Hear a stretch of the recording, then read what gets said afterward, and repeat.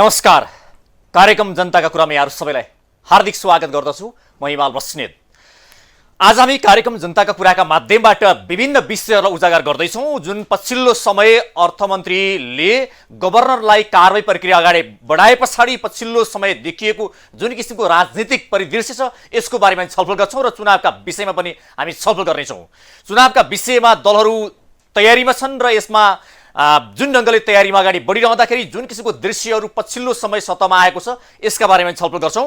र पछिल्लो समय विप्लव माओवादी पनि जसरी चुनावमा आउने माहौल तताउँदैछ र त्यो तयारीमा छ र हिजो संसद र अहिलेको संसदीय व्यवस्थाको विरुद्धमा उत्रिएको विप्लव माओवादी अहिले फेरि यही संसदीय व्यवस्था अन्तर्गत चुनावमा उभिने यो मनसायमा रहेको छ। यसको विषयमा छलफल गर्छौँ। सबैभन्दा पहिला अर्थमन्त्री जनार्दन शर्माले जुन पछिल्लो समय विवादास्पद काम गर्दै आइरहनु भएको छ र यो चौतर्फी रूपमा आलोचना पनि खेप्दै आइरहनु भएको छ।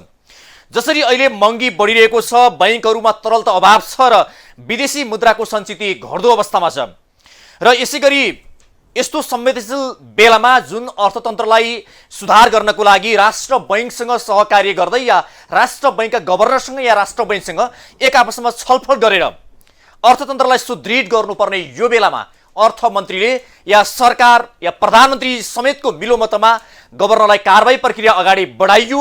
त्यसले गर्दा समग्र देशको अर्थतन्त्रमाथि झन् एउटा घात गर्ने काम भयो। जुन विलासी सामानको आयात र बन्ने गरी मुद्रास्फीति बढाउन राष्ट्र बैंकले दिएको सुझावलाई अर्थमन्त्रीले कार्यान्वयन गराउनु पर्ने यो बेलामा जसरी आर्थिक सङ्कट आइरहेको बेलामा गभर्नर र अर्थमन्त्री बीच पारस्परिक छलफल परामर्श गरेर यो देशको आर्थिक सङ्कटलाई समाधान गर्नको लागि र आर्थिक सङ्कटलाई मोचन गर्नको लागि दुई बीच आपसी छलफल गर्नुपर्ने यो बेला थियो। तर यो अत्यन्तै सङ्कटपूर्ण घडीमा अर्थमन्त्रीले एउटा अत्यन्तै विवादास्पद अभिव्यक्ति या जुन किसिमको कदम चाल्नुभयो जसले गर्दा देशको अर्थतन्त्रमाथि अर्को घात गर्ने काम गर्यो। जुन बुधबार सर्वोच्चको आदेशले गभर्नरमाथि निलम्बन कार्यान्वयन नगर्न भनी आदेश दिएपछि अर्थमन्त्री र प्रधानमन्त्रीका बीचमा अर्को प्रश्न तिर्सिएको छ। किनभने जुन आदेश दिएसँगै गभर्नर पुनः पदमा बहाली हुनुभएको छ र यसमा उहाँहरूमाथि या विशेष गरी अर्थमन्त्रीमाथि प्रश्न तिर्सिएको छ। अब जुन उहाँले नैतिकताको आधारमा राजीनामा दिने कि नदिने भन्ने प्रश्न पनि उठेको छ।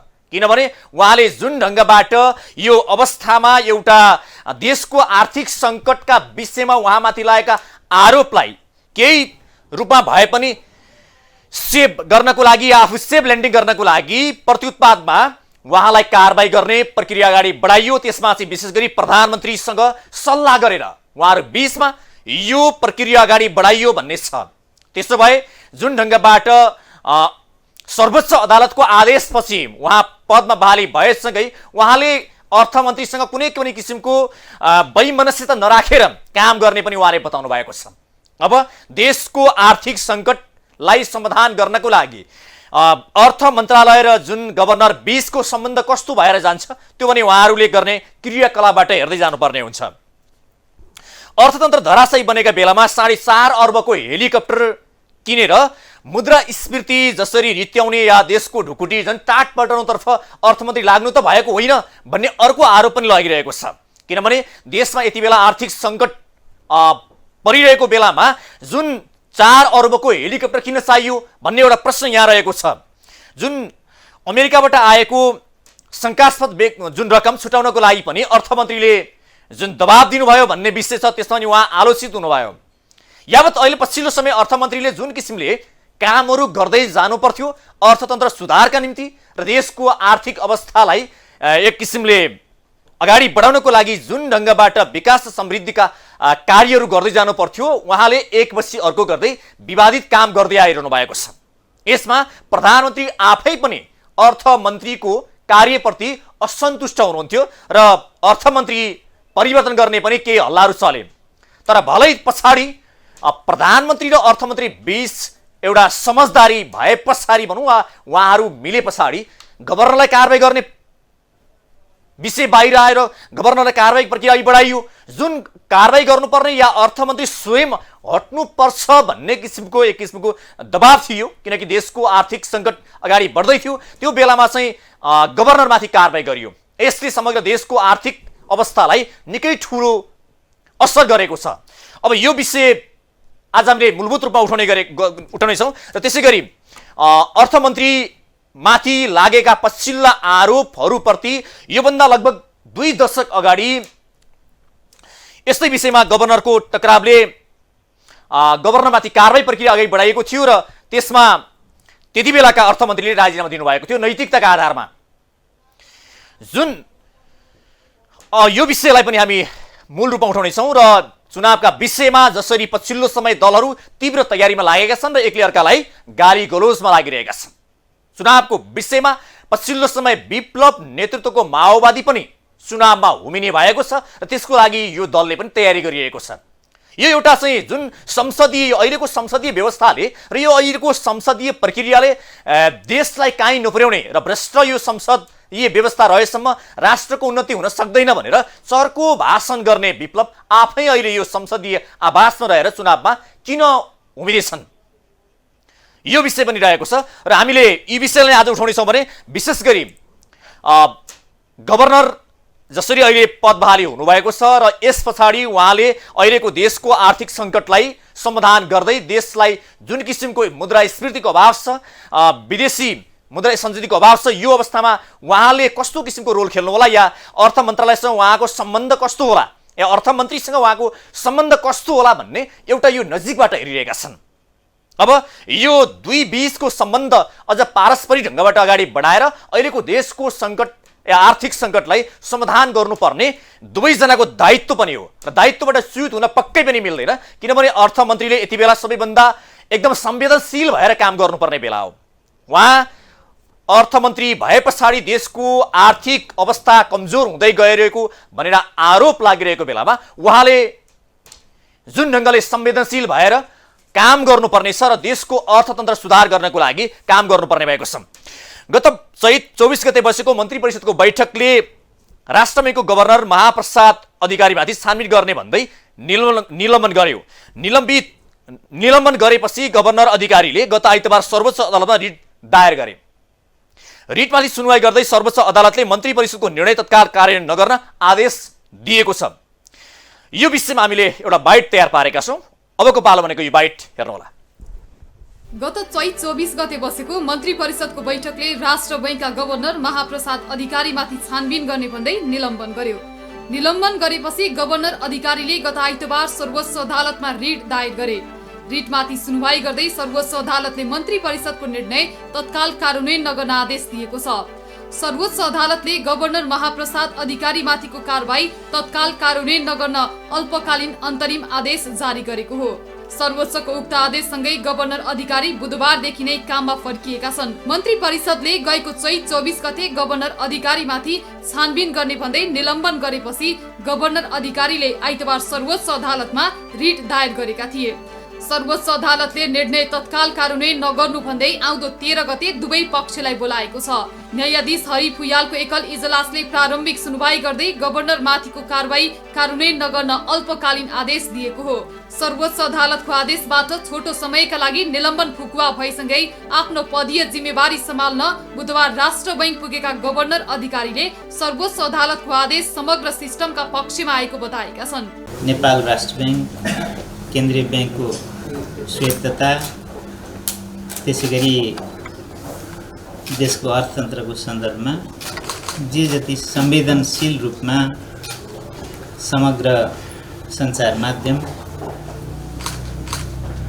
सोसाइटी, त्यसैगरी सामाजिक सञ्जाल, कतिपय अधिकांश राजनैतिक नेतृत्वहरूबाट जुन किसिमको संवेदनशीलता महसुस गरेर कन्सर्नहरू सरोकारहरू जनाइएको छ, त्यो सबैको लागि देशकै लागि एउटा महत्त्वपूर्ण विषय छ।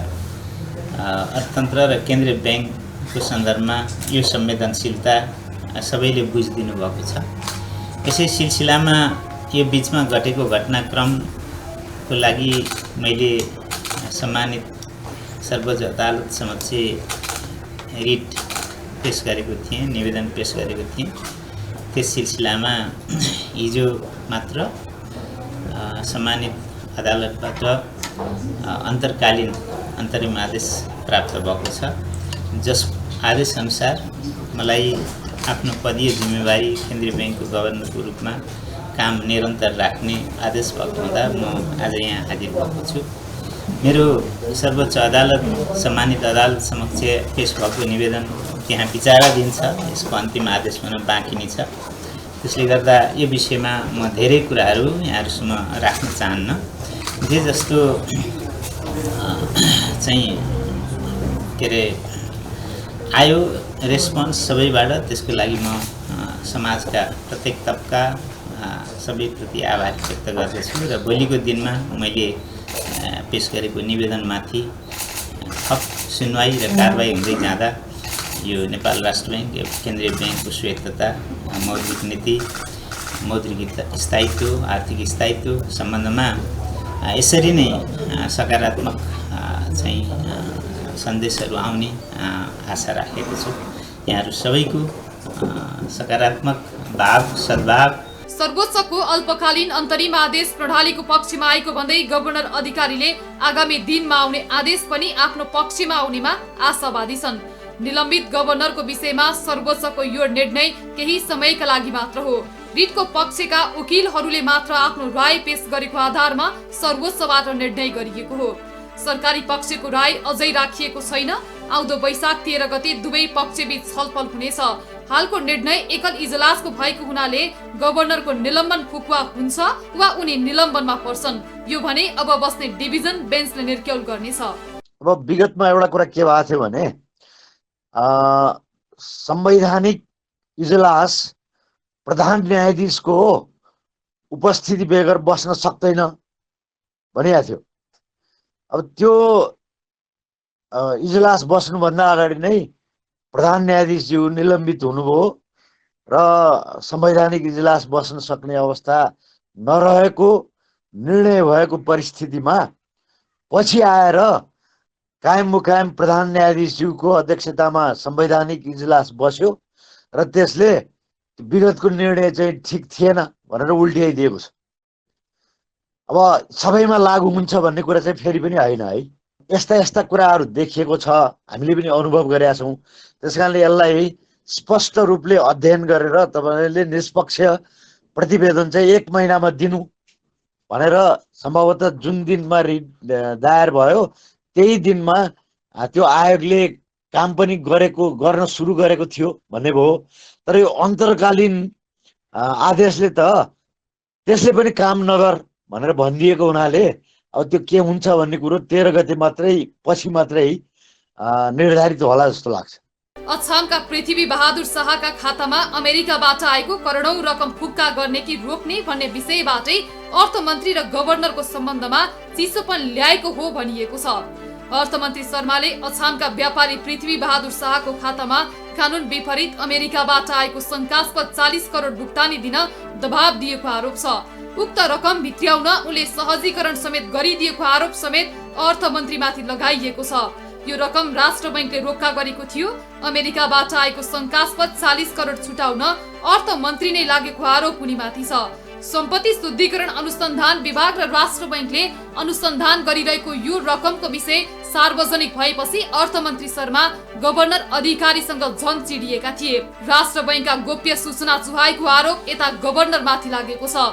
गत चैत 26 गते राष्ट्र बैंककै एक कार्यक्रममा अर्थमन्त्री जनार्दन शर्माले अछामका पृथ्वी बहादुर शाहका खातामा अमेरिकाबाट आएको करोडौं रकम फुक्का गरिदिन राष्ट्र बैंकको सञ्चालक समितिमा रहेका एक सदस्यले नै बार्गेनिङ गरेको कुरा आफूले सूचना पाएको भन्दै राष्ट्र बैंक प्रति रुष्ट भएका थिए।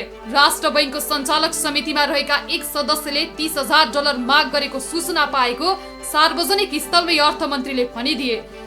राष्ट्र बैंकका गोप्य सूचनाहरू राष्ट्र बैंककै उच्च अधिकारीहरूले मिडियामा दिने गरेको आरोप लगाएको केही घण्टामा नै राष्ट्र बैंकका गभर्नर महाप्रसाद अधिकारी निलम्बनमा परेको खबर बाहिरिन्छ। निलम्बित गभर्नर अधिकारीमाथि लागेको पहिलो आरोप छ अति गोप्य सूचना चुहाएको। यस्तै उनीमाथि लागेको दोस्रो आरोप छ व्यवस्थापकीय जिम्मेवारी पूरा गर्न नसकेको। यस्तै तेस्रो आरोप छ राष्ट्र बैंकको उद्देश्य अनुसार तोकिएको जिम्मेवारी पूरा गर्न नसकेको। यिनै आरोप सहित गत 24 गतेको मन्त्री परिषद बैठकले गभर्नरलाई हटाउने प्रक्रिया सुरु गर्ने निर्णय गरेको थियो। निर्णयसँगै मन्त्री परिषद बैठकले उनीमाथिको आरोप जाँचबुझ समिति बनाउँछ। गभर्नर अधिकारी विरुद्ध विभिन्न आरोप लगाउँदै मन्त्री परिषदले पूर्व न्यायाधीशको अध्यक्षतामा छानबिन समिति गठन गर्छ। समिति गठनसँगै उनी स्वतः निलम्बनमा पर्छन्। गभर्नरलाई हटाउने प्रक्रिया सुरु भएको 2 हप्ता नपुग्दै सर्वोच्चले फेरि निर्णय तत्काल कार्यान्वयन नगर्न आदेश दिएको हो। अर्थमन्त्रीले सहकार्य गर्न अयोग्य ठानेका गभर्नर नै अदालतको आदेश सहित राष्ट्र बैंक फर्किएपछि अब अर्थमन्त्री के गर्छन् यसबारे पनि चर्चा सुरु भएको छ। पछिल्लो समय एउटा शंका उत्पन्न भएको थियो, स्थानीय तहको निर्वाचन समयमै हुने हो कि होइन भन्ने किसिमको शंका उत्पन्न भएको थियो। स्थानीय तहको निर्वाचनलाई लिएर सत्ताधारी दलहरू बीचमै एउटा भागबण्डा नमिले पछाडि समयमै निर्वाचन हुने हो कि होइन भन्ने आम प्रश्न उठेको थियो। त्यसमा नेकपा माओवादीका अध्यक्ष प्रचण्डले धनगढीमा पुगेर समयमै निर्वाचन हुन्छ यसमा कुनै पनि शंका नगर्न उहाँले आग्रह गर्नुभएको छ। जुन ढङ्गले स्थानीय तहको निर्वाचनका विषयलाई लिएर प्रतिपक्षी दल नेकपा एमाले पनि दबाव सिर्जना गरेको थियो र त्यसमा अहिले सत्ता पक्षमा जुन किसिमको भागबण्डा थियो र अहिले भागबण्डा मिलेको छ। केन्द्रीय तहमा जुन किसिमको मेयर उपमेयरको सवालमा या महानगर र उपमहानगरको सवालमा जुन सत्ताधारी दलहरू बीचमा सहमति जुटेपछि अब स्थानीय तहको निर्वाचन समयमै हुन्छ भन्ने आशा जाएको छ र यसमा पनि अध्यक्ष प्रचण्डले समयमै निर्वाचन हुने विषयमा कुनै पनि शंका उपशंका नगर्न आग्रह गर्नुभएको छ। यति बेला प्रचण्डले धनगढीमा पुगेर के भन्नुभयो त यो उहाँको प्रतिक्रिया हेरौँ। अब हामी स्थानीय हुँदै प्रदेश र सङ्घको निर्वाचनतिर जाँदैछौँ र यो नेपालको सङ्घीय लोकतान्त्रिक गणतन्त्रलाई संस्थागत गर्ने, सुदृढ गर्ने र विकास र समृद्धिको नयाँ यात्राको तयारी गर्ने वर्षका रूपमा पनि यो वर्ष अगाडि आउँदैछ। अब तत्काल स्थानीय तहको निर्वाचन हुँदैछ। सबै राजनीतिक दलहरू यो स्थानीय तहको निर्वाचनमा होमि नै सकेका छन्। तपाईँहरूले देख्नुभएकै छ गठबन्धन पनि त्यो तयारीमा क्रमशः अगाडि बढिरहेकै छ र हिजोसम्म आइपुग्दा देशभरिका सबै 6वटै महानगरपालिका र 11वटै उपमहानगरपालिकामा गठबन्धनको बिचमा एउटा सहमति बनेको छ। त्यो घोषणा भइ नै सकेको छ र कतिपय मानिसहरूले सुरुमा यो निर्वाचनको बारेमा गठबन्धनमा कहीँ न कहीँ सार्ने छ कि भन्या जस्ता कन्फ्युजन पनि पार्न खोजिएको थियो। तपाईँहरूले पहिला पनि सुन्नुभएको छ। मैले सुरुदेखि नै अहिले निर्वाचन सर्दैन र गठबन्धन सम्पूर्ण दृढताको साथ नै निर्वाचन प्रक्रियामा गइसकेको छ भनेको थिएँ र अब त सायद केही कन्फ्युजन कसैलाई पनि छैन। वैशाख 30 गते स्थानीय तहको निर्वाचन हुन्छ। अब यो निर्वाचनलाई स्वच्छ, निष्पक्ष र धाँधलीरहित बनाउने र व्यापक जनसहभागिता सुनिश्चित गर्ने र लोकतन्त्रको एउटा अभ्यासलाई नयाँ स्तरमा उठाउने आवश्यकता छ। मलाई खुसी छ कि सुदूरपश्चिममा अहिले हाम्रो पार्टीको पनि सङ्गठन सुदृढ र विस्तारको क्रम अगाडि राम्रैसँग बढेको छ। सम्भव भएसम्म सबैतिर नै तालमेल हुन्छ भन्ने पनि म विश्वास गर्छु र किनकि हिजो मात्रै हामीले जो वक्तव्य प्रकाशित गरेका छौँ त्यसमा गठबन्धनभित्र तालमेलमा अधिकतम जोड गर्ने, जसरी केन्द्रमा महानगरपालिका र उपमहानगरपालिकामा हामीले सहमतिको आधारमा तालमेल गरेका छौँ, त्यही मर्म र भावनालाई आत्मसात गरेर देशैभरि पनि तालमेल गठबन्धन गर्ने भनेर भनेका छौँ र साथसाथै कहीँ कतै त्यस्तो समस्या पर्यो भने पनि गठबन्धनभित्र स्वस्थ प्रतिस्पर्धाको ठाउँ पनि हामीले बाँकी राखेका छौँ र त्यस्तो पनि हुनसक्छ भनेका छौँ। तर त्यसो भन्नुको हाम्रो तात्पर्य आफै चाहिँ प्रतिस्पर्धामा प्राथमिकता दिने भनेको होइन, प्राथमिकता तालमेलमा नै हो। तर समस्या कहीँ पर्यो भने त्यस्तो समस्या परेको ठाउँमा मित्रतापूर्ण ढङ्गले प्रतिस्पर्धा पनि गर्न सकिन्छ भन्ने कुरा नै हो। अब हामी यो दलाल पुँजीपति व्यवस्था रहेसम्म या यो संसदीय व्यवस्था रहेसम्म विकास र समृद्धि हुनै सक्दैन भन्ने ठोकुवा गर्ने विप्लव यति बेला चुनावको तयारीमा छन् र नेता कार्यकर्ताहरूलाई नै चुनावको तयारीमा लाग्न भनिरहेका छन्। जसरी विप्लवको पार्टी नेकपाको बहुमतले यो विषयमा या निर्वाचन नजानको लागि आग्रह गरिएको छ। अल्पमत छन् अहिले विप्लव, तर पनि अहिले निर्वाचन जानको लागि उनीले त्यो मनसाय गरिरहेका छन्। जसरी 2 वर्ष भूमिगत हुँदाखेरि जुन विप्लवको जुन किसिमको हाइट थियो या उहाँप्रति हेर्ने नजर जुन किसिमको थियो, अहिले बिस्तारै उहाँप्रति हेर्ने किसिमको नजर र उहाँको व्यक्तिगत रूपमा हेर्दाखेरि पनि एउटा आम नागरिकबाट बिस्तारै स्खलित हुँदै गएका त होइनन्, यो प्रश्न पनि उब्जिएको छ। जसरी कडा रूपमा भाषण गर्दाखेरि जुन दलाल पुँजीपति व्यवस्थाको बारेमा उत्रने विप्लवले अहिले यो दलाल पुँजीपति व्यवस्था भनिएकै उहाँकै शब्द सापट्टि लिएर भन्ने हो भने उहाँ किन यहाँ समावेश हुन खोज्दै हुनुहुन्छ कि उहाँका एजेन्डा, उहाँका जुन किसिमका योजना थिए ती साकार पार्न नसक्ने अवस्था भएपछि फेरि पनि प्रचण्डसँगै मिल्नुपर्ने अवस्था आएको हो कि उहाँ फेरि प्रचण्डसँग नमिलिकन अगाडि बढ्ने स्थितिमा हुनुहुन्न, यो प्रश्न पनि उब्जिएको छ। जसरी संसद सार्वसत्ता सम्पन्न नागरिकको संसद होइन, संसदको भत्ता पचाउने अमेरिकी कठपुतलीको संसद हो भनेर उहाँले भन्दै गर्नुहुन्थ्यो। जुन ढङ्गबाट एमसीसी पारित हुँदाका उहाँले जुन ढङ्गले अहिलेको यो संसदीय राजनीतिभित्र रहेका नेताहरूप्रति कडा ढङ्गबाट उहाँले कटाक्ष पनि गर्नुभएको थियो। अहिले जुन ढङ्गले उहाँ भित्र एक किसिमले छलफलमा लाग्नु भएको छ, चुनावी तालमेलमा नेपालका राजनीतिक पार्टीहरू भनौँ या सत्ता गठबन्धनका नेताहरूसँग छलफलमा लाग्नु भएको छ। अब फेरि पनि यही संसदीय व्यवस्था भित्रै रहेर राजनीति गर्ने मनसायमा उहाँ किन आइपुग्नु भयो या भनौँ यो अवस्थाको अन्त्य गर्नुपर्छ भन्ने कुनै पात्र कालान्तरमा फेरि यही व्यवस्थाभित्र आएर राजनीति गर्न खोज्छ भने त्यहाँ कुनै जनभावना या जनता र देशको एउटा एजेन्डा लिएर आउँछ कि व्यक्तिगत स्वार्थ लिएर फेरि एतर्फ हाबी हुन्छ त, यो पनि प्रश्न रहेको छ। जुन यो संसदीय व्यवस्था ठिक छैन भनेर कडा ढङ्गबाट आलोचना गर्ने उहाँ फेरि यही संसदीय राजनीतिभित्र आइसके पछाडि उहाँबाट नेपाली जनताले के आशा गर्ने?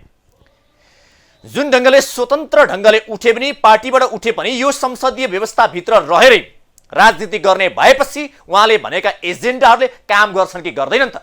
आम नागरिकले यसमा कुन ढङ्गले विश्लेषण गर्ने एउटा गम्भीर प्रश्न पनि उठेको छ। अर्को विषय, जसरी अहिले यो निर्वाचनको दौडधुपमा नेताहरू गाउँघरमा लागेसँगै अब आम जनताले प्रश्न गर्नुपर्ने बेला भएको छ। जनताले प्रश्न गर्नुपर्छ, यो गएको 5 वर्षमा के काम भए त? शिक्षाको क्षेत्रमा कति सुधार भए? स्वास्थ्यको क्षेत्रमा कति सुधार भए? या भनौँ अहिले पनि कतिपय सन्दर्भमा गाउँमा एउटा राम्रो विद्यालय नभएर सहर गएर आफ्ना बालबच्चा पढाउनु पर्ने अवस्था छ। किन 5 वर्षमा पनि एउटा गाउँमा राम्रो विद्यालय बन्न सकेन, एउटा राम्रो हस्पिटल बन्न सकेन? पानीको अभाव अहिले पनि कतिपय ठाउँमा छ भनौँ, या पानीको अभाव अहिले पनि नागरिकहरूले झेल्दै आइरहेका छन् भनौँ। यो अवस्थामा यो विषयमा नागरिकले अब प्रश्न गर्नुपर्ने बेला भएको छ। यो 5 वर्षको अवधिमा कुन जनप्रतिनिधिले कति काम गरेर के को आधारमा चुनावमा भोट हाल्ने, यो सवाललाई पनि नागरिकले खुलेर प्रश्न गर्न सक्नुपर्छ। अब नागरिकहरूले जुन ढङ्गबाट यो 5 वर्षमा जुन जनप्रतिनिधि छान्दै हुनुहुन्छ त्यसका सवालमा कतिपय सन्दर्भमा राजनीतिक विश्लेषकहरूले 1/3 मात्रै जनप्रतिनिधिहरू सफल भएको, यो 5 वर्षीय कार्यकालमा पास भएको भनेर पनि उहाँहरूले विश्लेषण गर्नुभएको छ। त्यसो भए जसरी जति पास हुनुभएको छ उहाँहरू नै दोहोरिँदाखेरि भनौँ या अहिले हेर्दाखेरि जुन नयाँ अनुहारहरू पनि आइरहनु भएको छ, नयाँ युवाहरू आइरहनु भएको छ, नयाँ युवा आउँदै पनि विकास हुन्छ भन्ने त भएन। त्यसमा नि इमान्दारितापूर्वक एउटा इमान्दार देशको, राष्ट्रको या जनताको सेवा गर्ने भावना लिएर आयो भने पक्कै पनि सेवा गर्ला। त्यसमा अहिले 50 लाख युवाहरू स्वदेशमा नै रोजगारी सिर्जना गर्ने गरी या 50 लाख मध्ये कतिजना युवाहरू या कति हजार युवाहरूलाई चाहिँ स्वदेशमा रोजगारीको अवस्था सिर्जना गराए त? यो सवाल पनि अहिले गम्भीर प्रश्न उठेको छ। त्यसै गरी कतिपय सन्दर्भमा गाउँमा सिटामोलसम्म खाने अवस्था थिएन या त्यो किसिमको अभाव थियो, त्यो बेलामा नेताहरू भने भ्यू टावरको प्रतिस्पर्धा गरिरहेका छन् र यो अवस्थामा जनताले प्रश्न गर्नुपर्छ र भ्यू टावरले तिनै नेताहरूलाई जिस्काइ पनि रहेको छ। गाउँमा यति बेला जुन ढङ्गले नागरिकले समस्या झेलिरहेका छन्, एउटा सिटामोलसम्म खान नपाएका जनताहरूले त्यो भ्यू टावर हेरेर कसरी चित्त बुझाउने? या भनौँ भ्यू टावरले नेपाली जनताको जुन ढङ्गले भन्ने हो भने विकास, एउटा पर्यटन क्षेत्रको विकास गर्नको लागि भ्यू टावर बनाउनै हुँदैन भन्ने त पक्कै होइन, तर जनताको आवश्यकता एकापट्टि र विकास अर्कोपट्टि, यो उल्टो किसिमको विकास भएन र भन्ने प्रश्न पनि रहेको छ। यो सवालमा नागरिकहरू सचेत हुन आवश्यक छ र नागरिक सचेत नभएसम्म, नागरिकले सचेत ढङ्गबाट मतदान नगरेसम्म नेता पनि सुध्रिने छैनन्। र जसले गलत कार्य गरेको छ या 5 वर्षभित्र जसले काम गरेर देखाएको छ तिनीहरूलाई पक्कै पनि मत दिनुपर्छ। होइन भने नागरिकहरूले जुन ढङ्गले अपेक्षा गरे अनुसार विकास र समृद्धिको कार्यभार पक्कै पुरा हुनेवाला छैन। यो ढङ्गबाट जुन हामीले विशेष गरी अहिलेको राजनीतिक परिवेशमा जसरी चुनावको तयारीका लागि नेताहरू गाउँघरमा दौडिरहेका छन्, यति बेला एकले अर्कालाई कटाक्ष या घोषणा पत्रमा सबैभन्दा राम्रा एजेन्डा के हुन सक्छन् या जनतालाई लोभ्याउने किसिमका एजेन्डाहरू के हुन सक्छन् भनेर यो एजेन्डा सहित लिएर हिँडिरहेका छन्। ती एजेन्डा मध्ये यो 5 वर्षमा कति एजेन्डा पूरा भए त्यो प्रश्न एकापट्टि छ र अहिले ल्याएका एजेन्डाहरू कतै जनताको आँखामा छारो हाल्ने या भ्रम सिर्जना गर्ने मात्रै त हुँदैनन् या ती मात्रै त छैनन्। यो पनि गम्भीर ढङ्गबाट समीक्षा गर्नुपर्ने या जनताले बुझ्नुपर्ने विषय रहेको छ। यसै सवालमा जुन ढङ्गबाट विप्लव माओवादी पार्टी यति बेला जुन चुनावमा उभिने मनसाय गरिरहँदाखेरि यो पार्टीले जुन ढङ्गबाट के मनसाय लिएर अगाडि बढ्दैछ र यो पार्टीका एजेन्डा के हुन्छन् र स्वतन्त्र ढङ्गबाट उम्मेदवारी घोषणा गर्ने पनि भनिरहेको छ र स्वतन्त्र उम्मेदवार भए पनि यही संसदीय राजनीतिभित्र नै स्वतन्त्र भएर उठ्ने या भनौँ या यही विषयभित्र नै उनीहरूले राजनीति गर्ने हो या यो संसदीय राजनीतिभित्र समावेश हुनै हुँदैन, यो दलाल पुँजीपतिले ओगटेको संसदीय व्यवस्था हो भनेर यो बेलामा यो ढङ्गबाट जसरी उहाँहरू स्वतन्त्र भएर अगाडि उठ्दै गर्दा कस्ता व्यक्ति कस्ता पात्र कस्ता नेताहरूलाई उहाँहरू उठाउँदै हुनुहुन्छ त? के साँच्चै उहाँहरू जुन चुनावमा हुमेर भोलि जित हासिल गर्दै गर्दा यहाँको दलाल पुँजीपति र संसदीय व्यवस्थालाई या यहाँको दलाल पुँजीपतिको यो धारलाई चिर्न सक्नुहुन्छ? उहाँहरूले जुन राजनीतिको एउटा एजेन्डा लिएर अगाडि बढ्नुभएको छ, जुन मनसाय लिनुभएको छ, त्यो उहाँहरूलाई स्थापित गर्नको लागि कतिको सजिलो होला या उहाँहरूले लिएको छुट्टै बाटो र छुट्टै गन्तव्य र नयाँ वेबाट हिँड्न नसक्ने भएपछि र उहाँहरूका भनौँ या खुट्टा गले पछाडि उहाँहरू यही संसदीय राजनीतिमा आउनै पर्ने बाध्यता हो भने त्यो बाध्यात्मक रूपमा आएको नेताले काम गर्छ कि गर्दैन त? आफ्ना एजेन्डा स्थापित गर्नको लागि जनताले नपत्याइसकेपछि न यो संसदीय राजनीतिभित्र आएको पो हो कि? यो पनि प्रश्न रहेको छ। र अहिलेको चुनावको तयारीका विषयमा जुन दलहरूले आफ्ना घोषणापत्र लिएर अगाडि बढिरहेका छन् र स्थानीय तहमा विशेष गरी अहिलेको नेपालका राजनीतिक पार्टीहरू बीचमा एकले अर्कालाई आरोप प्रत्यारोप लगाउनु भनेको सामान्य जस्तो भएको छ। सामान्य ढङ्गबाट एकले अर्कालाई आरोप लगाएर आफू शुद्ध हुने यो जुक्ति भने नेताहरूले गरिरहेका छन्। अहिले जुन 5 दलीय गठबन्धन एकापट्टि लागिरहेको छ र उनीहरूले भागबण्डा पनि मिलाइसकेका छन्। अब यो भागबण्डाको विषयमा कुराकानी गर्ने हो भने नेपाली कङ्ग्रेस यस्तो पार्टी हो जसले 7 सालदेखि एउटा निरन्तर रूपमा ठुला व्यवस्थाहरू ल्याउन सफल भयो र ठुला व्यवस्था ल्याए पनि अवस्थामा भने परिवर्तन गर्न सकेको छैन र अहिले नेपाली कङ्ग्रेस पनि एक्लै अगाडि बढ्न नसक्ने अवस्था या साना दलहरू या भनौँ कम्युनिस्ट पार्टीहरूको सहारा नलिकन अगाडि बढ्न नसक्ने अवस्थामा पुगेकै हो या भनौँ अहिलेको जुन नागरिकको स्वतन्त्र मत हाल्न पाउने अधिकारलाई वञ्चित गरेर एउटा गठबन्धनको नाममा यो जुन किसिमको उनीहरूले गठबन्धन गरिरहेका छन्, यसरी अगाडि बढेर यो उनीहरू कहाँ पुग्न चाहिरहेका छन् त? नेकपाका नेता धर्मेन्द्र बास्तोरासँग हामीले यही विषयलाई उहाँहरू चुनावमा किन जान चाहनुहुन्छ र उहाँहरू चुनावमा गएर ल्याउन चाहेको चाहिँ के हो, कुनै समय उहाँहरूले विरोध गरेको दलाल पुँजीपति संसदीय व्यवस्था रहेसम्म यो कुनै पनि अवस्था परिवर्तन हुँदैन भन्ने उहाँहरू किन चुनावमा हुमिन चाहिरहनु भएको छ? हामीले उहाँसँग कुराकानी गरेका थियौँ।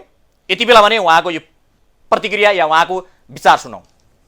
अब केही कुराहरूमा त हामीले सोचमा अलिकति परिमार्जन त गर्दैछौँ। जस्तो बहिष्कारको विषयलाई हामीले जसरी विगतमा गर्थ्यौँ त्यसको समीक्षा हामी गर्नुपर्छ भन्ने लाग्छ र अहिले हामीले चाहिँ चुनावमा भाग नलिने भनेर भनेका छौँ होइन। चुनावमा भाग नलिने र बहिष्कार पनि हिजोको जस्तो नगर्ने, जनताले नरोक्ने, जनताले भोट हाल्दाखेरि पनि आफूले चाहेको लाई भोट हाल्ने कुरा हुने भयो। तर कस्तो मान्छेलाई भोट हाल्ने भन्दाखेरि दलाल भ्रष्ट तस्कर यस्ता खालकोलाई नभइकन व्यापारी यो प्रकारको नभइकन देशभक्त जनवादी एमसीसीको विरोध गर्ने होइन, राष्ट्रियताको पक्षधर भएकालाई चाहिँ गर भनेर चाहिँ अपिल गर्ने। तर चुनावमा चाहिँ के छैन, हिजो पनि हामीले सहभागी भएका थिएनौँ, अहिले पनि सहभागी नहुने, अहिले हिजो पनि उपयोग गरेका थिएनौँ हामीले, अहिले पनि उपयोग नगर्ने भनेर हामीले चाहिँ गरेका छौँ। त्यसो गर्दाखेरि तपाईँले भन्नुभएको अलिकति चेन्ज भयो भन्दा अलिकति चेन्ज त हो हाम्रो बुझाइ हिजोका कुराहरू र अहिलेको कुरामा चाहिँ हाम्रो चेन्ज त छ, किनभने त्यसलाई परिमार्जित गर्ने कुरा त गरेका छौँ। तर आधारभूत रूपले हाम्रो पार्टीले अहिले पनि संसदीय चुनावमा गएको छैन र हिजो पनि गएको थिएन। त्यसका कारणहरू के छन् भन्दाखेरि यसको साथसाथै भनिहालौँ म तपाईँले सोध्नुभन्दा अगाडि कि यदि हामी पार्टीलाई दर्ता गर्ने र चुनावमा जाने भयो भने हाम्रो पार्टी संसदीय प्रणालीभित्र प्रवेश गरेको हुन्छ। संसदीय प्रणालीभित्र प्रवेश गरेर गरिने सङ्घर्ष त्यही संसदीय प्रणालीलाई व्यवस्थित गर्नको निम्ति, मजबुत गर्नको निम्ति त त्यसले काम गर्छ, तर त्यसलाई भत्काएर त्यसको ठाउँमा वैज्ञानिक समाजवादी स्थापना गर्नको लागि काम गर्दैन। त्यस कारणले हामी चाहिँ के छ भने संसदीय घेराभन्दा बाहिर छौँ, किनभने हामी संसदीय व्यवस्थाको अन्त्य गरेर त्यसको ठाउँमा वैज्ञानिक व्यवस्था स्थापना गर्न चाहन्छौँ। ठिक हो। अब हाम्रो अहिले मुख्य सङ्घर्षको कुरा के हुन्छ भन्दाखेरि प्रगतिशील के अरे यो जनमत सङ्ग्रह व्यवस्थालाई बदल्नको निम्ति जनताको मतद्वारा निर्क्योल गर्ने जनमत सङ्ग्रहको चुनाव गरौँ भन्ने कुराको प्रचार प्रसार गर्ने, जनतालाई सचेत पार्ने र यो चुनावबाट होइन कि जनमत सङ्ग्रहद्वारा व्यवस्था बदल्ने प्रक्रियामा जाउँ भनेर सचेत गर्ने चाहिँ अभियान हुन्छ हाम्रो सङ्घर्षको। अब यो पार्टीको कुरा होइन, यो व्यक्तिको कुरा हुन्छ होइन। जुन व्यक्तिले एमसिसीको विरोध गर्छ, राष्ट्रिय स्वाधीनताको पक्षधर लिन्छ, राष्ट्रघातको विरोध गर्छ, यो व्यवस्थाको चाहिँ के छ भने जुन लथालिङ्ग प्रकारको चाहिँ यसको विरोध गर्छ, जसले चाहिँ के छ भने नेपालमा वैज्ञानिक समाजवादी स्थापना गर्नुपर्छ भन्ने कुराको माग गर्छ, जसले राष्ट्रिय पुँजीको विकास गर्नुपर्छ भन्ने कुराको माग गर्छ, त्यस्ता व्यक्तिहरूलाई स्थानीय पार्टीले यो चाहिँ के छ भने यो चाहिँ ठिक छ भन्न सक्ने भयो र जनतालाई हाम्रो भण्डाफोरको कार्यक्रम सहित संसदीय व्यवस्थाको भण्डाफोर गर्ने क्रममा यदि जनताले भोट हाल्नु छ भने यस्तो खालको व्यक्तिहरूलाई भोट हाल्न सक्नुहुन्छ भनेर त्यहाँ चाहिँ के छ भने भन्न सक्ने कुरा आयो, भन्ने कुरा आयो। हाम्रो अब जस्तो भन्नुहोस् न, हाम्रो पार्टी चाहिँ चुनावमा नजाने भएपछि पार्टीको केन्द्रीय समितिका सदस्य जाने कुरा भएन, जिल्ला समितिका सदस्यहरू जाने कुरा भएन, किनभने पार्टी भनेकै केन्द्रीय समिति र जिल्ला समिति हो। अनि पार्टीको नेताको रूपमा स्थापित कुनै कमिटीमा नभएका व्यक्तिहरू पनि चुनावमा जाने कुरा भएन। त जानेको हुन्छ त भने समर्थकहरू हुन्छ, जो पार्टीको नीति मानेका हुन्छन्, परिवर्तनको आकाङ्क्षा राखेको हुन्छ, परिवर्तनको दिशामा सङ्गठित भएको हुन्छ, त्यस्तो व्यक्तिहरू जान्छन्, ती स्वतन्त्र भएर जान्छन्। ती व्यक्तिहरूलाई हामीले के भनेका छौँ भन्दाखेरि ती व्यक्तिहरूलाई हाम्रो चाहिँ चुनावको भण्डाफोर गर्ने कार्यक्रममा यस्ता व्यक्तिहरूलाई जनताले भोट दिन सक्छ भनेर हामीले भन्ने कुरा आउँछ। पार्टी चुनावमा नजाने भएपछि गठबन्धन हुने कुरा भएन, किनभने पार्टी नै चुनावमा नजाने भएपछि पार्टीको कसैसँग गठबन्धन हुने कुरा आएन। पार्टीको नीति के हुने भयो भन्दाखेरि भण्डाफोर हुने भयो, भण्डाफोर गर्नेसँग गठबन्धन हुने कुरा आयो, किनभने संसदीय व्यवस्थाको भण्डाफोर गर्नको निम्ति संयुक्त मोर्चा बनाएर यता भण्डाफोर गर्न सकिने कुरा भयो। तर पनि हामीले त्यो प्रकारले चर्चा त अहिले गरेका छैनौँ, किनभने यसमा तर नीतिगत हिसाबले के गर्न सकिने भयो भने भण्डाफोर गर्नको निम्ति गठबन्धन गर्न सकिने भयो। चुनाव उपयोगको निम्ति गठबन्धन गर्न सकिँदैन, किनभने चुनावमै नजाने भए त गठबन्धनको औचित्य भएन।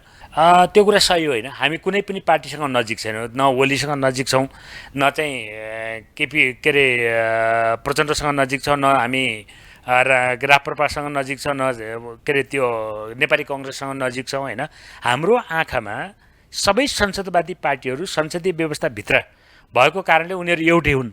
हामी कुनै पार्टीसँग चाहिँ नजिक छैनौँ, हामी चाहिँ सबैसँग एउटा समदूरीमा हामी छौँ। त्यहाँ चाहिँ अब जस्तो महासचिवले चुनावको सन्दर्भमा के गर्ने भनेर प्रस्ताव राख्नुभएको थियो होइन। तपाईँले भने जस्तो अलिकति अब उहाँले आफैले भनेको कारणले मलाई भन्न कुनै गाह्रो छैन अहिले कि उहाँले आफैले चुनावमा जानुपर्छ भन्ने प्रस्ताव चाहिँ के चाहिँ राख्नुभएको थियो।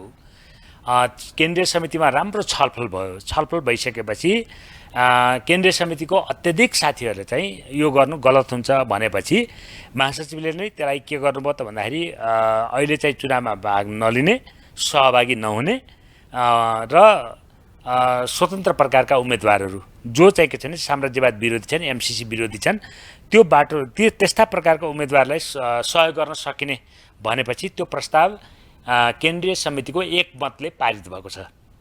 त्यसो भएपछि अब बहस त त्यहाँ राम्रै भइहाल्यो, सैद्धान्तिक बहस भयो, राजनीतिक बहस भयो, विभिन्न पाटापक्षहरूबाट बहसहरू भए। तर त्यो बहसले के गर्यो भने अत्यन्तै वैज्ञानिक निर्णय चाहिँ के छ भने लियो कि पार्टी चाहिँ संसदीय घेरामा नछिर्ने, तर जनतालाई पनि फेरि भोट हाल्नबाट नरोक्ने र यदि भोट हाल्नु छ जनताले भने साम्राज्यवाद विरोधी, सामन्तवाद विरोधी, एमसिसीको विरोध गर्ने, यो व्यवस्थाको विरोध गर्ने व्यक्तिहरूलाई चाहिँ भोट हाल्ने, जो किसानबाट गएको हुनसक्छ, महिलाबाट हुनसक्छ, मजदुरबाट गएका हुनसक्छन्, या कुनै पनि पार्टीभित्र पनि हुनसक्छन् त्यस्ता व्यक्तित्वहरू जो व्यक्तिगत रूपमा जसले चाहिँ के छ भने त्यो प्रकारको कमिटमेन्ट गर्छ, त्यसलाई स्थानीय स्तरको पार्टीले निर्क्योल गरेर यो व्यक्तिले यो विरोध गरेको छ भनेर भोलि जितिहाल्यो भने पनि त्यसको पक्षमा काम गर्ने खालको व्यक्तिहरूलाई चाहिँ भोट दिने, भोट हाल्नको लागि अपिल गर्ने यो प्रकारको चाहिँ नीति हामीले बनायौँ। पहिले कि अहिले पछाडिको कुरा त्यो बारेमा चाहिँ हाम्रो आन्तरिक छलफलको विषय छ होइन। किनभने पहिलो कुरा के छ भने हाम्रो पार्टीले चुनावमा भाग नलिने केन्द्रीय समितिको निर्णय हो। त्यो निर्णयमा सबै कमरेडहरू बस्नुपर्छ, सबै पदाधिकारीहरू, सबै व्यक्तिहरू चाहिँ केन्द्रीय समितिको मातहतमा बस्नुपर्छ। अब त्योभन्दा बाहिर जो खालको चाहिँ गतिविधिहरू अर्थात् त्यो प्रकारको प्रचारबाजी अर्थात् जुन प्रकारको भइरहेको छ त्यो व्यक्तिगत मामिलाको कुरा हुन्छ, त्यो बेग्लै कुरा छ, त्यो हाम्रो छलफल बहसको कुराहरू हुन्छन्। जसरी संसदीय व्यवस्थाको भण्डाफोर गर्ने भनेको विप्लव माओवादीले फेरि पनि जसरी स्वतन्त्र ढङ्गबाट उम्मेदवारी दिने घोषणा गरिरहेको छ, यो वैज्ञानिक समाजवाद ल्याउँछौँ, कुनै पनि बेला चुनाव बहिष्कार गर्ने नेकपा माओवादी पार्टी र जुन वैज्ञानिक समाजवादको पक्षमा कडा वकालत गर्ने पार्टी बिस्तारै संसदीय यो आवासको दलदलमा फस्ने त होइन, एउटा गम्भीर यहाँ चाहिँ एउटा शङ्का बनिरहेको छ। जसरी उहाँहरूले भन्नुभएको छ एमसीसीको विरोध गर्ने, संसदीय व्यवस्थाको विरोध गर्ने, दलाल पुँजीपतिको विरोध गर्नेहरूलाई स्वतन्त्र ढङ्गबाट उहाँहरूले मतदान गर्ने पनि भन्नुभएको छ। यो भनेको कस्तो किसिमको उहाँहरूको नीति हो यो ठ्याक्कै बुझ्न भने सकिएको छैन। र विप्लव माओवादीको जुन ढङ्गको अघिल्लो समयको भनौँ या भूमिगत हुँदा जुन किसिमको साख थियो, पार्टीको ओज थियो, बिस्तारै त्यो चाहिँ हलुका हुँदै गइरहेको छ र बिस्तारै यो चाहिँ अहिलेकै यही संसदीय व्यवस्थामा रहेका पार्टीहरूसँग विलिन हुने त होइन, एउटा शङ्का यहाँ पनि रहेको छ। कतै उहाँले पनि अब फेरि जुन हिजो मोहन वैद्य किरणको पार्टी जस्तै हाम्रो पार्टी पनि गुमनाम हुने त होइन, त्यही उहाँको त्यो डरले अहिले संसदीय राजनीतिभित्र प्रवेश गरियो भने कुनै न कुनै ढङ्गले स्थापित होइएला भन्ने उहाँको त्यो किसिमको रणनीति पो हो कि यो पनि रहेको छ। जसरी जुन पार्टी निर्वाचनमा हुमिए पनि यी पार्टीहरूले उठाउनु पर्ने मूलभूत एजेन्डाहरू चाहिँ के हुन्छन् त? के साँच्चै चुनाव जित्नकै लागि, चुनावमा जसरी पनि विजय हासिल गर्नकै लागि, चुनावलाई आफ्नो पक्षमा आफ्नो पोल्टामा पार्नकै लागि चुनावी एजेन्डाको नाममा मात्रै सपना बाँड्ने मात्रै काम हुन्छ, या पुरा गर्ने प्रतिबद्धता सहितको या भनौँ भोलि 5 वर्षीय कार्यकालमा तिनलाई पुरापुर कार्य सम्पन्न गर्ने ढङ्गले एजेन्डाहरू ल्याइन्छन्, या भनौँ योभन्दा अघिल्लो पटक ल्याएका एजेन्डाहरूको समीक्षा गर्ने हो भने राजनीतिक विश्लेषकका नजिकबाट हेर्ने व्यक्तिहरूले के भनिरहनु भएको छ भने 1/3 मात्रै परीक्षा या भनौँ त्यो परीक्षाको घडीमा पास हुनुभयो भनिएको छ। त्यसो भए 2/3 फेल हुनुभयो, 2/3 जनप्रतिनिधिहरू फेल हुनुभयो भने अब उहाँहरूकोले जसरी समीक्षा गर्नुपर्ने हो के कारणले काम गर्न सकिएन, जसरी सङ्घले अधिकार दिएन, सङ्घले हस्तक्षेप गर्यो, कानुन बनाइदिएन, कर्मचारी दिएन, यावत कुराहरू छन्। के सङ्घले अधिकार नदिएका कारणले, अधिकार खोसेकै कारणले स्थानीय तहमा जनप्रतिनिधिहरूले काम गर्न नसक्नु भएको हो, या उहाँहरूको कार्यक्षमता, उहाँहरूको दूरदृष्टि, उहाँहरूको योजना, लक्ष्य र उद्देश्य स्पष्ट नभएका कारणले गर्दा काम गर्न सक्नु भएन, या उहाँहरूले भन्ने गरेको यो 5 वर्ष यो जुन किसिमको उहाँहरूले परीक्षणको कार्यकाल हो र उहाँहरूले जसरी अनुभव बटुल्ने समय हो त्यसले अब उहाँहरू अनुभव बटुल्न मात्रै लाग्नुभयो या केही काम पनि गर्नुभयो त? समग्रमा जसरी भ्यू टावरको प्रतिस्पर्धा छ आज स्थानीय स्तरमा पनि जुन भ्यू टावर बनाउने प्रतिस्पर्धा चलिरहेको छ, यसले जुन उल्टो विकासको गति लियो कि भन्ने पनि छ, कामै नभएका भन्ने पक्कै पनि होइन।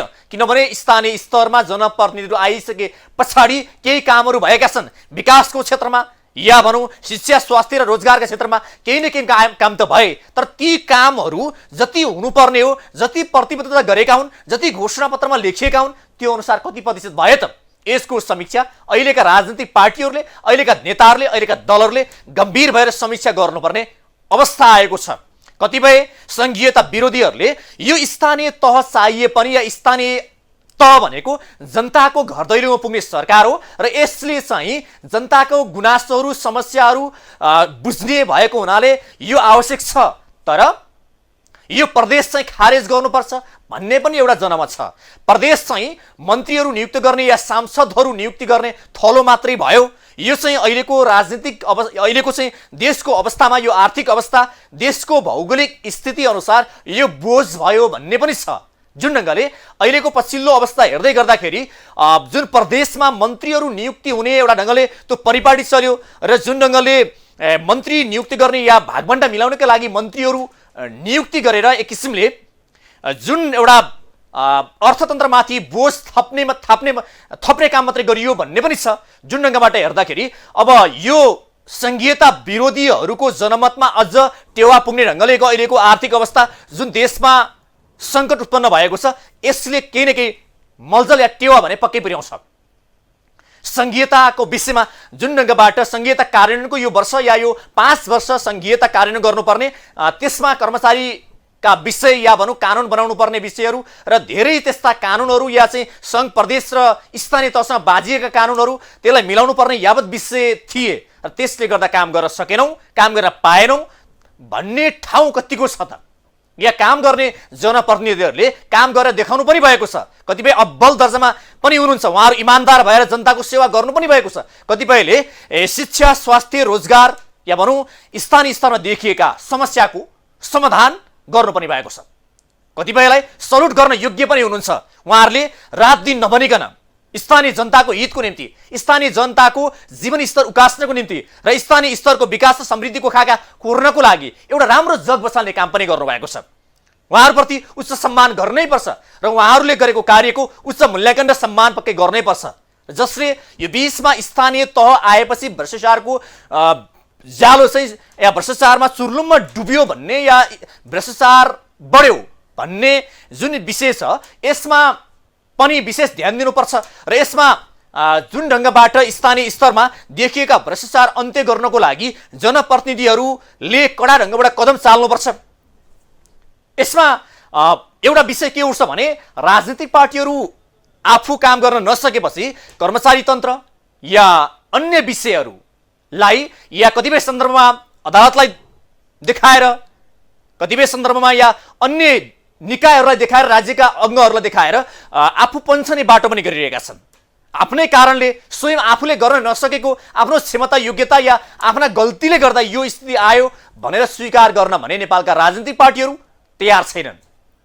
अब यो घोषित वैशाख 30 गतेको स्थानीय तहको निर्वाचन पछाडिको राजनीतिक दलहरू भनौँ या यो 5 दलीय मोर्चा र नेकपा एमालेको नयाँ मोर्चा भनौँ, अहिले नेकपा एमाले तयार पार्दैछ साना साना दलहरूलाई बटुलेर र यो दुई बीचको एक किसिमको युद्धमा कसको पोल्टामा कति भनौँ न प्रतिशत जित हासिल होला, यो भने उहाँहरूले जुन ढङ्गले एजेन्डा लिएर जानुहुन्छ त्यो एजेन्डाका आधारमा भन्दा पनि इमान्दारिताका आधारमा जनताले हेर्नुपर्ने बेला भएको छ र उहाँहरूले इमान्दार नेता कार्यकर्ताको स्थानीय स्तरमा कसले कस्तो काम गरेको छ, कसको योग्यता कस्तो छ र कसको हिस्ट्री या इतिहास कस्तो छ, कुन पृष्ठभूमिबाट आएको, कुनै दलाल ठेकेदार या पुँजीपति घरानाबाट आएको कि या उसै कमाउनकै लागि आएको हो कि या स्थानीय स्तरमा चाहिँ जुन ढङ्गबाट जनताको समस्या, जनताको जुन किसिमको चाहिँ एक किसिमको समस्या छन् ती समस्या समाधान गर्दै स्थानीय स्तरको विकास र समृद्धिको लागि आएको हो कि,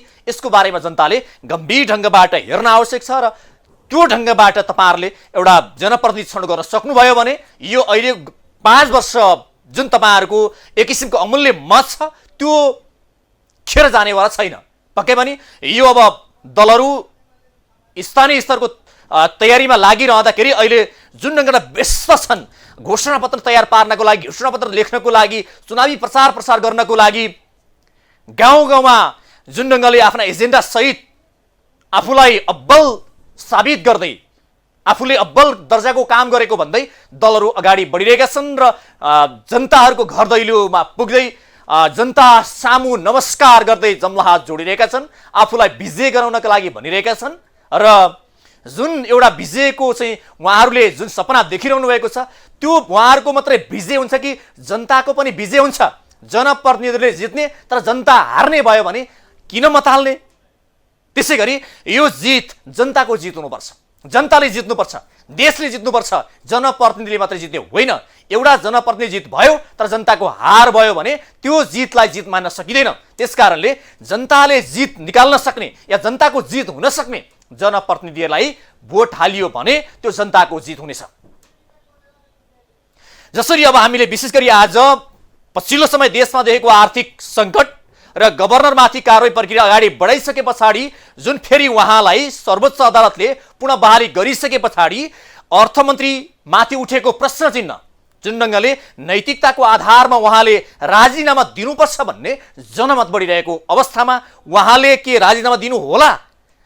यसै गरी जसरी एउटा नैतिकता भन्ने पनि हुन्छ राजनीतिमा, नैतिकता भन्ने नेपालको राजनीतिमा खडेरी परिसकेको छ भन्ने छ। किनकि एउटा नैतिकता भएको राजनीतिज्ञले कुनै पनि आफूले गलत गरियो भने त्यसमा आत्मसमीक्षा गर्छ। त्यसले गर्दा यो विषय पनि आज हामीले उठायौँ र निर्वाचनको यो सम्मुखमा दलहरूको घोषणापत्र तयारी र जनताले हेर्नुपर्ने जनप्रतिनिधि यावत विषयमा छलफल गऱ्यौँ। आजको जनताको कुराको यो लाइभबाट मलाई पनि बिदा दिनुहोस्। नमस्ते।